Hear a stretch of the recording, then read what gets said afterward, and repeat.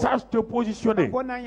Parce que tu as un virage important. Tu as un tournant important. Quelque chose de nouveau va se passer. Et si tu ne sais pas négocier le virage, alors, ce que tu as prévu pour toi, tu vas tout perdre. Tu vas tout perdre. Écoutez-moi, frères et sœurs.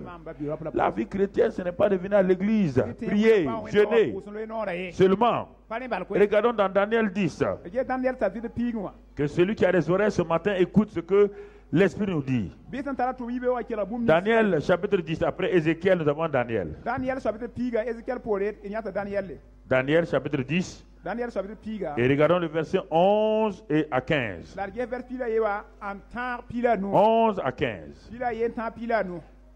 La Bible dit ici, c'est Daniel qui parle. Puis l'ange me dit, Daniel, homme bien-aimé, sois attentif aux paroles que je vais te dire. Et tiens-toi debout à la place où tu es. Car je suis maintenant envoyé vers toi. Lorsqu'il m'eut ainsi parlé, je me tins debout en tremblant. Il me dit, Daniel, ne crains rien. Car dès le premier jour où tu as eu à cœur de comprendre et de t'humilier devant ton Dieu, tes paroles ont été entendues. Et c'est à cause de ces paroles que je viens. Le chef du royaume de Perse m'a résisté 21 jours. Mais voici Michael, l'un des principaux chefs, est venu à mon secours. Et je suis demeuré là auprès des rois de Perse. Je viens maintenant pour te faire connaître ce qui doit arriver à ton peuple dans la suite des temps. Car la vision concerne encore ces temps-là. Tandis qu'il m'a adressé ces paroles, je dirigeais mes regards vers la terre et je gardais le silence. Vous voyez, un temps important, Daniel a été un grand instrument de Dieu. Mais Dieu n'a pas permis à Daniel d'aller en esclavage pour sauver et faire de grandes choses à Babylone. Non. Dieu avait des desseins pour Daniel. C'est pourquoi Satan a mis en colère contre lui et ses amis. Satan savait que Dieu avait dit à Jérémie que son peuple irait en esclavage pendant 70 ans. Et que au bout de ces 70 ans, lui, Dieu, a des projets de paix, d'avenir pour ce peuple-là. Satan s'est compté. Même s'il doit faire des croix, il a fait des croix. Il a fait des croix. Il a fait des croix. Et il a vu que les 70 années que Jérémie avait proclamées sont en train d'arriver. Et il regarde maintenant qui est l'instrument qui peut être le moyen par lequel Dieu va faire sortir ce peuple-là de l'esclavage. Et quand il a regardé attentivement, depuis quelques années, il a commencé à voir qu'il y a quatre enfants qui sont en train de faire une percée dans le royaume. Daniel, Shadrach, Meshach et Abednego, qui obéissent à Dieu. Et ils ont retenu l'attention de Dieu. Et dès qu'ils ont retenu l'attention de Dieu, Satan a programmé leur destruction. La mort de Daniel n'intéresse pas Satan. C'est l'avortement des desseins de Dieu qui l'intéresse. Frères et sœurs, c'est l'avortement des desseins de Dieu. C'est-à-dire, c'est l'annulation des programmes de Dieu. Parce qu'il sait une chose. Le programme final, ça va arriver à lui. Et un ange le prendra un jour. Pas Dieu. C'est un ange qui prendra Satan pour le jeter dans l'étang de feu. Et Satan n'est pas d'accord avec ça. C'est une humiliation pour lui qu'un être humain comme toi puisse lui résister et accomplir la volonté du grand Dieu. Parce que lui, il est un ex-employé du ciel. Il a été licencié. est réaffecté comme gérant de l'enfer. Ça, il ne peut pas l'admettre.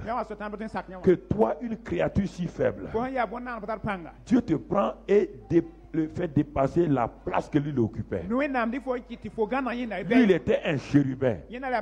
Toi, tu es fils. Satan ne peut pas supporter cela. Et puis un être charnel. Tu n'es même pas esprit comme lui. Il ne peut pas comprendre que toi, Dieu te prenne et la poussière, il t'élève au-dessus de lui et il te positionne avec lui. Alors, il sait que tu as un plan pour toi, pour sa propre gloire. S'il t'arrête, Dieu n'aura pas de gloire. C'est pourquoi il est derrière toi. C'est pas autre chose, hein. Il est derrière toi. C'est pourquoi il attaque ta famille. Au lieu de faire le plan de Dieu, tu t'occupes de ta famille. Il y a des problèmes. Satan dit, il faut le faire occuper. Parce que s'il accomplit le plan de Dieu, là, on a des problèmes. Préoccupe-le sur ses problèmes familiaux. Et tout le monde tombe dans Seigneur. En ce temps, le plan de Dieu est quoi? Bloqué. Il dit, mais ce jeune homme-là, il a eu ses diplômes. Hein? Je vois que Dieu a quelque chose. Parce que chaque fois, quand Dieu le regarde là, je vois qu'il a un plan pour lui. Fais tout pour le garder en chômage. Hein? Il dit au démon là, fais tout. Quand il écrit une demande, va vite voir le directeur là. Dis au directeur là qu'on n'a pas besoin de lui. Hier, le directeur vous a reçu. Vous arrivez demain? Il dit, non, madame, mademoiselle, vraiment, je suis désolé. Parce que mon directeur des ressources humaines m'a dit qu'il n'y a plus de budget. Il dit, mais pourtant, monsieur le directeur, vous m'avez dit hier. Oui, hier. Qui est passé là? Alors, quand tu sors de ça là, est-ce que tu penses à Dieu encore? Tu penses à toi-même. Voilà comment il agit. Avec la plupart d'entre vous. Qu'est-ce qu'il faut faire? On va voir ça aussi. C'est ça. Il vous amène à des problèmes sur vous-même.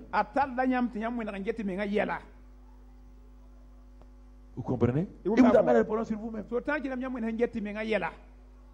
Et à cause de ça, vous êtes préoccupé. Préoccupé. Et vous ne faites plus la volonté de Dieu. Parce que l'ex-employé licencié là, il est fâché. Il ne sera plus jamais avec Dieu. Et il sait où il va finir. C'est que quand Satan t'attaque, dis-lui. Quand Satan dit ton passé est mauvais, dis-lui, je n'ai plus de passé. Les choses anciennes sont passées. Et dis à Satan, moi, je connais ton futur. Je sais où tu vas finir. C'est le feu. Le feu.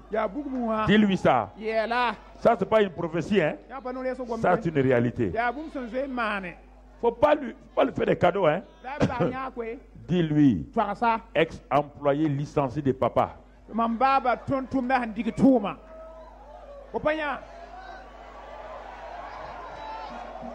Tu veux faire quoi? Mon papa t'a licencié et il t'a affecté gérant de l'enfer. C'est moi le fils qui règne maintenant. C'est moi le fils qui marche.